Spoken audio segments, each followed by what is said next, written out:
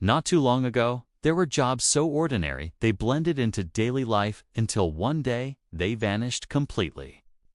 No grand farewell, no memorials. Just silence where once there was clinking milk bottles, the crackle of switchboards, and the hum of manual typewriters. These roles sound like they were made up. They weren't. They were real. And some required more skill than most tech jobs today. Take the milkman. Before supermarkets and giant fridges, he was the first voice of the morning leaving bottles on doorsteps across America. But he wasn't just a delivery guy.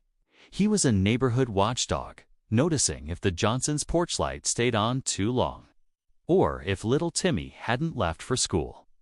He knew who liked whole milk and who switched to skim after New Year's. And in an era before security cameras, his daily route was the closest thing to a neighborhood alert system.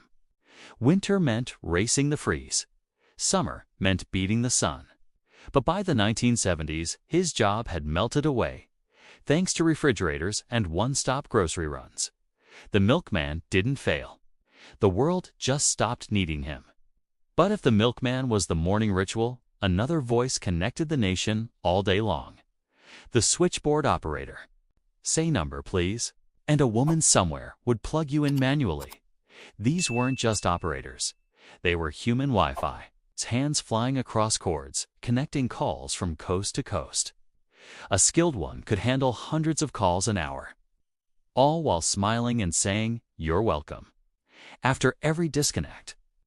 And yes, they were mostly women because phone companies figured they could pay them less.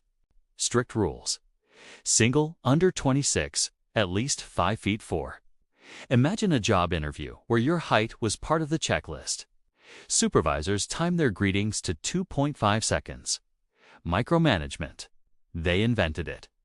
By the 1970s, machines took over. No more plugs, no more voices, just dial tones.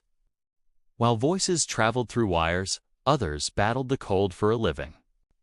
Ice cutters. Imagine standing on a frozen lake, hacking out 300-pound blocks of ice with a saw and a horse. That was their job, and it wasn't for fun, it was industry. Ice was floated to storage houses, packed in sawdust, and lasted through summer. Some ice from one winter made it to the next. At its peak, 10 million tons were harvested every year. But then came the fridge. First mechanical, then electric. By the 1950s, the Iceman's future was as cold as his product. And speaking of heat, someone had to keep homes warm. Enter the coal delivery driver. These soot-covered warriors hauled hundreds of pounds of coal into basements, down chutes, through snow. One delivery could mean dozens of trips.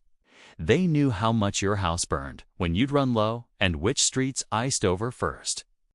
They were strong enough to make Jim Brothers jealous. No supplements, no selfies, just raw endurance.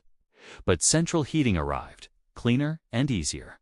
The coal man didn't retire. He was erased. Inside those warm homes, the TV was king. And when it died, you didn't toss it. You called the TV repairman. These guys were like doctors for your living room. Vacuum tubes burned out all the time horizontal lines. No sound, total blackouts. He'd show up with a toolbox, pop the back, test tubes, swap parts, and fine-tune the picture. Some shops even had waiting rooms where you watched a working TV while yours got fixed. The ultimate guilt trip. By 1960, nearly every home had a set.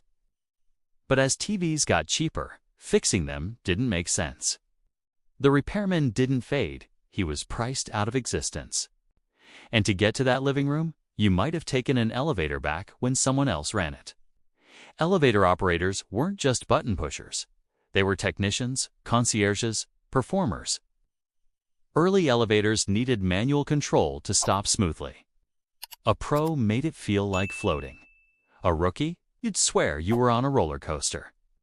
In luxury buildings, they knew who wanted quiet and who liked to chat. They were the face of the building. Then came automatic buttons. Then computers. Now we press 5 and forget anyone ever did it for us. On the floors above, armies of typists kept offices running. All women, All typing pools. No delete key. One typo on page 20. Retype all 20. They hit 100 words per minute. Hands flying. Eyes locked on the page. Supervisors paced like generals. Mistakes meant punishment. Many developed carpal tunnel long before it had a name. But for women, it was a rare shot at a stable job, better than factories, more respected than domestic work. Then came computers. The clack of keys faded into silence. And outside, gas stations weren't self-serve. Pull in, and an attendant sprang into action gas, oil, windows, tires, all with a smile. They wore crisp uniforms, knew your car, remembered your name. Many future mechanics started here. But the 1970s oil crisis changed everything. Self-service became law in some states. The full-service dream. Gone. In movie theaters, magic happened in the dark above the audience. Film projectionists, reels had to be spliced, loaded, monitored.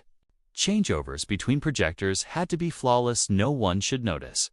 Get it wrong. 300 people suddenly cared about your job.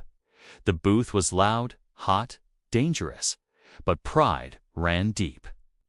Some could diagnose a problem just by the sound. Then digital arrived. One click, no reels. The projectionist became a relic. Even the streets had keepers. Lamplighters.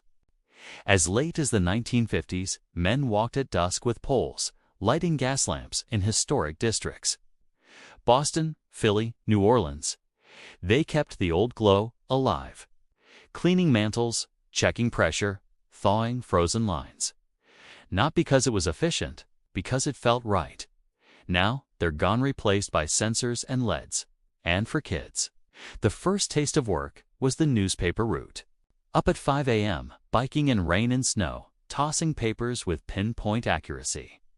They ran mini businesses, bought low, sold high, collected cash. Learned responsibility before most kids knew what a budget was. In 1950, 900,000 teens did this. Now, most don't even know what a paperboy is. Finally, the library card catalog keeper. Before Google, you opened a drawer. Inside, handwritten cards, perfectly formatted, perfectly placed. One mistake, and a book vanished from the system. Millions of cards, each made by hand. The New York Public Library had over 10 million. Then databases arrived. The drawers closed. The cards gathered dust. These jobs didn't just disappear. They were replaced. It's not by better people, but by machines, convenience, and progress. We gained speed, but did we lose something human? Something personal? Something real? Because here's the real question. What jobs today will sound fake in 2070?